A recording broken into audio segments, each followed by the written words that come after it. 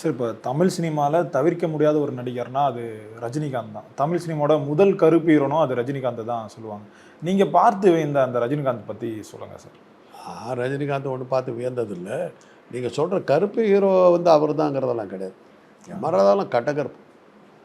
அவரும் ஹீரோவாக தான் இருந்தார். அவரும் சூப்பர் ஸ்டாராக தான் இருந்தார். சிவாஜி ஒன்றும் சிவப்பு கிடையாது, மாநிறம் தான். எம்ஜிஆர் தான் செக்கச்செவல். ஜெமினி ஓரளவுக்கு பார்ப்பார். எம்ஜிஆர் சிவாஜி வந்து சாதாரண கலர் தான்.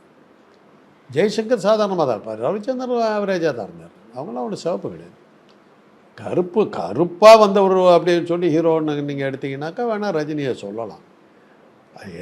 முக்கியமாக நம்ம வந்து ரஜினிக்கு இது வந்தது என்ன மரியாதைன்னா, பரட்ட தலையோடு வந்த ஒரு ஹீரோ அவர்.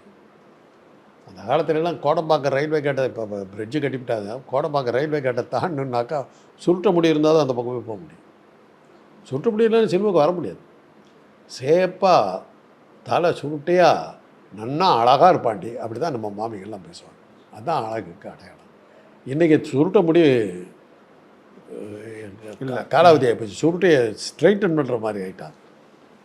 அதனால் ஒரு பரட்டத்தலையோட ஒரு ஹீரோவாக உள்ள வந்தவர் ரஜினி. அதுதான் அவர்கிட்ட இருந்தது கருப்பு கலர். அதாவது கோடம்பாக்கத்தினுடைய ஹீரோவுக்கான இலக்கணத்தை உடைச்சதில் அவர் ஒருத்தர். அதில் சந்தேகம் கிடையாது.